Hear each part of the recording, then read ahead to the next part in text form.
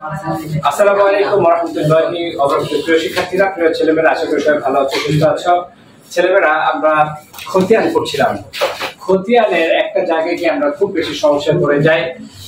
যেই জাবেদায় নগদ থাকে এবং অন্যান্য সম্পদের সাথে ঋণ থাকে, সেই খতিয়ানগুলো কিন্তু আমরা খুবই কমপ্লিকেশনের মধ্যে পড়ে যাই সমাধান করতে গিয়ে। ছেলেমেয়েরা, এই জন্য এই খতিয়ানটা শুধুমাত্র নবম দশম না, নবম দশম একাদশ দ্বাদশ আমরা এখনো দেখি আমাদের কাছে নতুন নতুন স্টুডেন্ট যারা আসে, ওরা ওই খতিয়ানও কিন্তু পারে না। আজকে হিসাবের সেকেন্ড ইয়ারের একটা ব্যাচে দেখলাম যে ও ওই ডেবিট আর ডেবিট যোগ করে কোথায় লিখবে এটা পারছে না।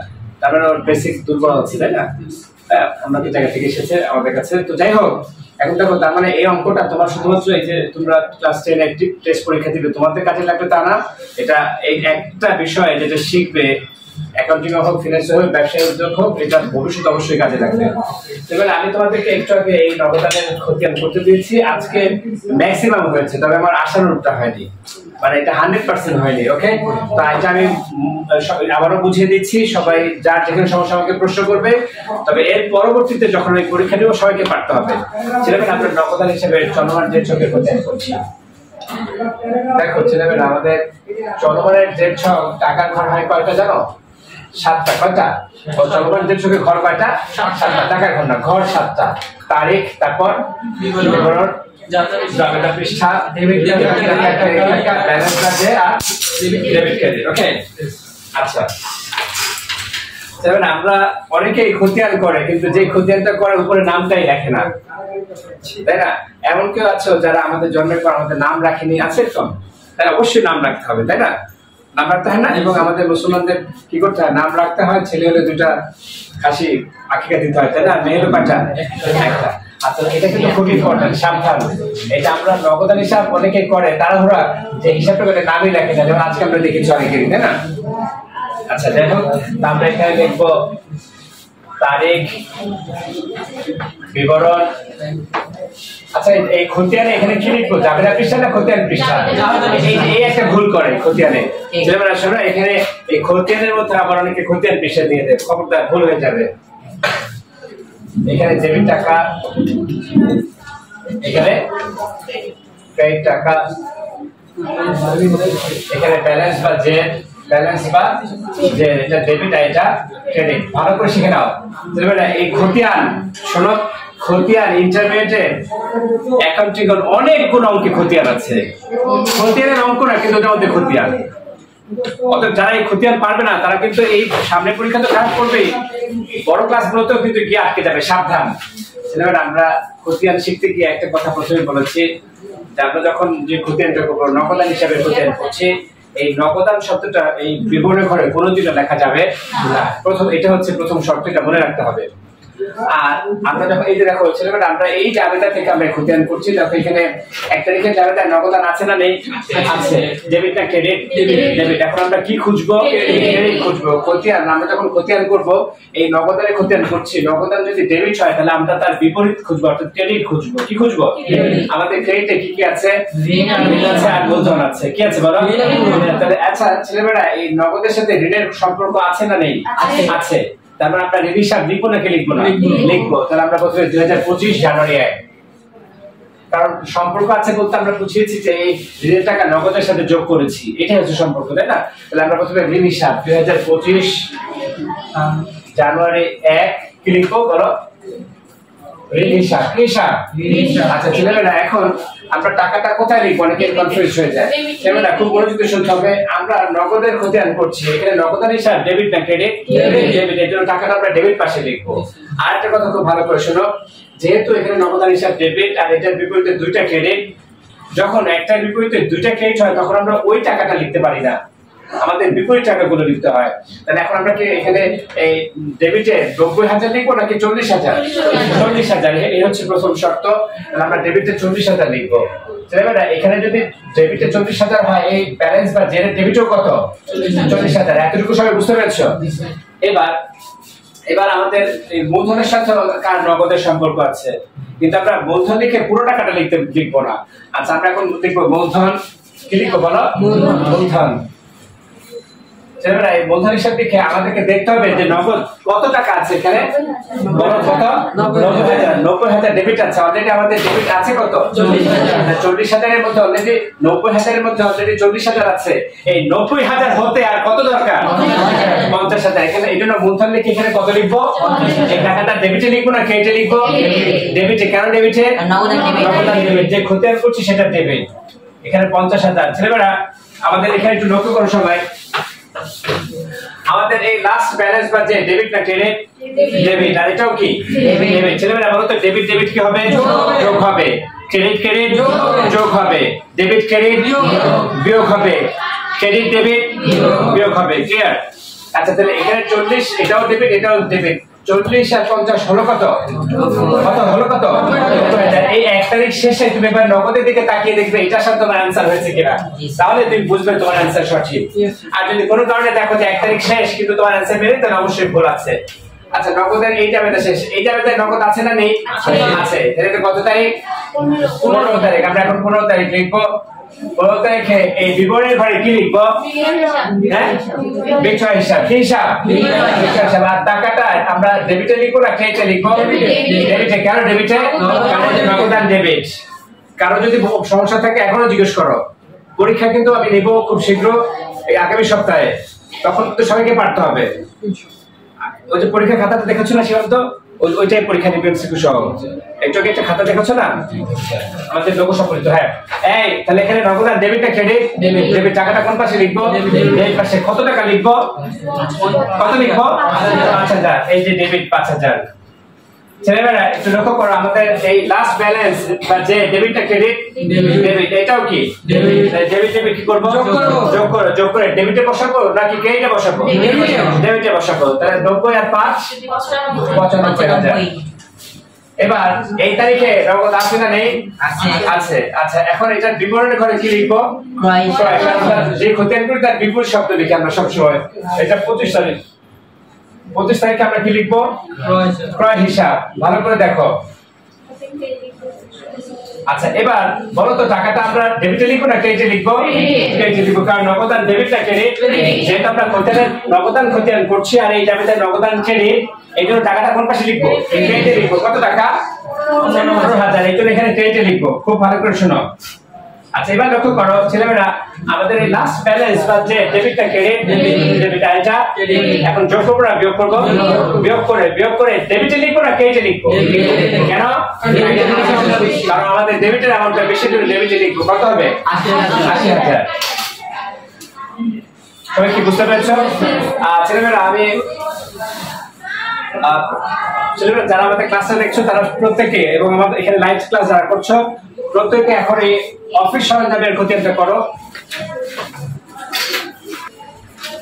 ছেলেমেয়েরা তোমাদেরকে অফিস সরঞ্জামের খতিয়ান করতে বলেছে। ম্যাক্সিমাম পেরেছো, দু একজন ভুল করছো, ভুল করা চলবে না। আমি অফিস সরঞ্জামের খতিয়ানটা এখন বুঝিয়ে দিচ্ছি, সবাই মনোযোগ দাও। দেখো ছেলেমেয়েরা, যেহেতু আমরা অফিস সরঞ্জামের খতিয়ান করছি, আমরা আগে লিখবো অফিস সরঞ্জাম। এই হেডিং কিন্তু আমাদের অবশ্যই লিখতে হবে। অফিস সরঞ্জাম হিসাব, তারিখ, বিবরণ, জাবেদা পৃষ্ঠা, ডেবিট টাকা, ক্রেডিট টাকা, ব্যালেন্স বা যে ডেবিট ক্রেডিট। ওকে আচ্ছা আমি শুধু এই ডেবিট ক্রেডিটটা লিখলাম।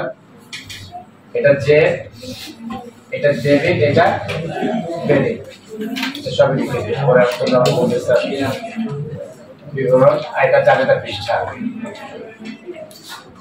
এই অফিস সরঞ্জামের খতিয়ান করছি। এদিকে তাকাও সবাই। কিসের খতিয়ান? সবাই মনোযোগ দাও। কিভাবে আমরা অফিস সরঞ্জামের খতিয়ান করছি? আমাদের জাবেদা থেকে আমরা যেহেতু খতিয়ান করছি, আমরা দেখলাম যে অফিস সরঞ্জাম ডেবিট। অফিস সরঞ্জাম কি? ডেবিট। যেহেতু অফিস সরঞ্জাম ডেবিট, যেহেতু আমরা খতিয়ান করি, খতিয়ানে যেটা ডেবিট, আমরা কি ডেবিট খুঁজবো না ক্রেডিট খুঁজবো? ক্রেডিট খুঁজবো। আমরা ক্রেডিটে কি কি আছে? ঋণ আর মূলধন। কিন্তু ঋণের সাথে তো অফিস সরঞ্জামের সম্পর্ক নেই, কারণ আমরা ঋণের টাকা কি অফিস সরঞ্জামের সাথে যোগ করেছি না নগদের সাথে? তাই না, নগদের সাথে যোগ করেছি। এজন্য ঋণ বাদ, তাহলে থাকে কি? থাকে কি বলো? মূলধন। তাহলে আমরা এখানে বিবরণের ঘরে লিখবো 2025 জানুয়ারি 1 মূলধন হিসাব। কি লিখবো বলো? মূলধন হিসাব। এখন আমরা কি এখন মূলধনের টাকা লিখবো না অফিস সরঞ্জামের টাকা? যেহেতু এটার সাথে একটা সম্পর্ক, সেটা আমরা অফিস সরঞ্জামের টাকা লিখবো। অনেকে ভুল করছে ডেবিট ক্রেডিট। এখন আমি নিশান, আমি ডেবিটে লিখবো না ক্রেডিটে লিখবো টাকাটা? কেন ডেবিটে লিখবো? কারণ আমি অফিস সরঞ্জামে খতিয়ান করছি আর অফিস সরঞ্জাম ডেবিট, এটা আমি টাকাটা ডেবিটে লিখবো। এই প্রথম ডেবিটে হলে ব্যালেন্স কোথায়? ডেবিট হবে। কথা কি বুঝতে পেরেছি সবাই? ছেলেমেয়েরা তোমরা খুব দ্রুত এবার মজুদ পণ্যের খতিয়ানটা করে আমাকে দেখাও। ছেলেমেয়েরা আমাদের মজুদ পণ্যের খতিয়ান যারা তৈরি করেছে তাদের ম্যাক্সিমাম সঠিক হয়েছে। তারপর আমি এখানে লিখেছি, অবশ্যই আমরা আগে মজুদ পণ্য শিরোনাম লিখে নেব। খতিয়ানের উপরে অবশ্যই যে খতিয়ান সেটা মনে রাখবো। লক্ষ্য করো সবাই, এদিকে তাকাও। কেউ কিছু আগে করো না, আগে করো না, আগে শেষ করো না কেউ। এই মজুদ পণ্য হিসাব ডেবিট না ক্রেডিট? ডেবিট। এখন আমি ডেবিট খুঁজবো না ক্রেডিট খুঁজবো? ক্রেডিট খুঁজবো। এই মজুদ পণ্যের বিপরীতে কয়টা ক্রেডিট আছে? কি কি? ঋণ আর মূলধন। এখন এই মজুদ পণ্যের সাথে ঋণের কোনো সম্পর্ক আছে না নেই? নেই। কার সম্পর্ক আছে? আচ্ছা, এই যে সম্পর্ক আছে সেটা আমরা কিভাবে বুঝলাম? ঋণের টাকা মজুদ পণ্যের সাথে যোগ করিনি, কার সাথে যোগ করেছি? নগদের সাথে। এটাই সম্পর্কের বিষয় বলছি। তাহলে আমরা ঋণ লিখবো না মূলধন লিখবো? মূলধন। 2025 জানুয়ারি 1 এখানে লিখবো মূলধন। ছেলেমেয়েরা এই মূলধন হিসাব লিখে কে বলতে পারবে টাকাটা ডেবিটে না ক্রেডিটে? টাকাটা ডেবিটে। কেন ডেবিটে? কারণ আমি যে খতিয়ানটা করছি সেই খতিয়ানটা ডেবিট, এর জন্য টাকাও ডেবিট। আচ্ছা, এখন আমি কি মজুদ পণ্যের টাকা লিখবো না মূলধনের টাকা লিখবো? মজুদ পণ্যের টাকা, যেহেতু এটার বিপরীতে একটা ক্রেডিটের সাথে সম্পর্ক, এই জন্য আমি মজুদ পণ্যের টাকা লিখবো, ডেবিটে লিখবো, যেহেতু মজুদ পণ্য ডেবিট। এখানে ডেবিট হলে জেরো কি? ডেবিট। ছেলেমেয়েরা দেখো, বুঝতে পেরেছো কিনা বলো? ঠিক আছে, এবার সবাই আমাকে ঋণ হিসাব করে দেখাও দ্রুত। ঋণ হিসাব। ছেলেমেয়েরা ম্যাক্সিমামের সঠিক অনেকে ভুল করেছে। ঋণ হিসাবটা আবার দেখো, আমরা ঋণ হিসাব করছে, ঋণ হিসাব আমরা দেখবো। দেখো, এদিকে তাকাও সবাই, বোর্ডে তাকাও, আগে করবে না। এদিকে তাকাও, নিথর ঋণ ডেবিট না ক্রেডিট? ক্রেডিট। এখন আমি ডেবিট খুঁজবো না ক্রেডিট খুঁজবো? ডেবিট খুঁজবো। এই ঋণের সাথে ডেবিট তিনটারই সম্পর্ক আছে না কার সম্পর্ক আছে? শুধু নগদের। এজন্য আমি এখানে কি লিখবো? নগদান হিসাব। নিথর টাকাটা বলো, নিথরদা তারিখ টাকাটা বলো, আমি ডেবিটে লিখবো না ক্রেডিটে লিখবো? কেন ক্রেডিটে লিখবো? ক্রেডিটে আছে তাই। টাকা কি মূলধন নগদে লিখবো নাকি ঋণের টাকা লিখবো? ঋণের টাকা লিখবো। ঋণের টাকা কত টাকা? 40,000। 40,000। এখানে ক্রেডিটে 40,000 হলে ব্যালেন্স থেকে এটাও কত? 40,000। 40,000। সবাই ক্লিয়ার? আচ্ছা, সবাই এবার মূলধনের খতিয়ান করে দেখাও আমাকে। সবাই মূলধনের খতিয়ানটা করে দেখাও। সময় দিবেন না, এটা লাগবে। ছেলেমেয়েরা আমরা এখন মূলধন হিসাবে খতিয়ান করতে যাচ্ছি। মূলধন হিসাবটা দু একজনের ভুল হচ্ছে, সবাই একটু দেখো।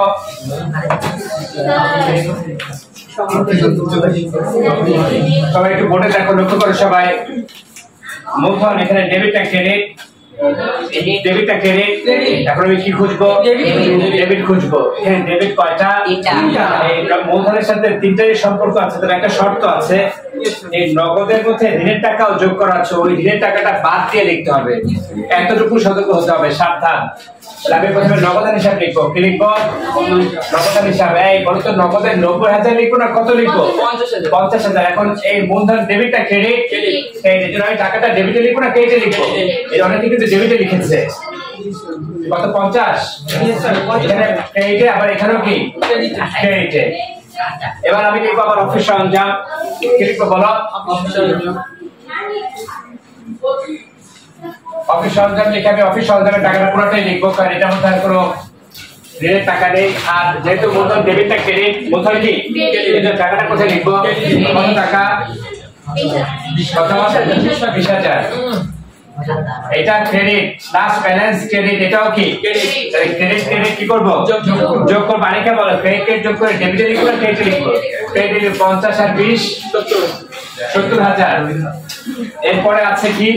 মজুদ পণ্য। কি আছে? মজুদ পণ্য আমরা লিখবো। মজুদ পণ্য লিখে মজুদ পণ্যের টাকা বসাবো, যেহেতু মূলধন ক্রেডিট, এজন্য ক্রেডিট পাশে কত টাকা? 30,000। কত? তাহলে এখানে আমার লাস্ট ব্যালেন্স ডেবিটটা ক্রেডিট, আর এটাও কি ক্রেডিট। তাহলে ক্রেডিটকে 70 আর 30 যোগ করে ক্রেডিটে বসাবো কত? 1 লক্ষ টাকা। সবাই বুঝতে পেরেছো কিনা বলো? ঠিক আছে, ওকে। তাহলে এখন আমরা আরেকটা প্রশ্ন তৈরি করছি, ওই প্রশ্ন থেকে আমরা ত্রিছক শিখবো। বেশ কয়েকটা ত্রিছক শিখবো। এরপরে আমাদের পরীক্ষা হবে খতিয়ানের উপর ইনশাআল্লাহ আগামী সপ্তাহে। ছেলেমেয়েরা তাহলে আমরা চলমান যে ছকটা আজকে এই পর্যন্ত শেষ করছি। যারা শুরু থেকে আমাদের ক্লাসটা দেখেছো, ইনশাআল্লাহ তোমরা যদি বাসায় বেশি বেশি প্র্যাকটিস করো, ইনশাআল্লাহ তোমরা পারবে। তো আজকে এই পর্যন্ত, ধন্যবাদ সবাইকে। নতুন করে ভিডিও দেখা হবে, সে পর্যন্ত সবাই ভালো থাকো। আল্লাহ।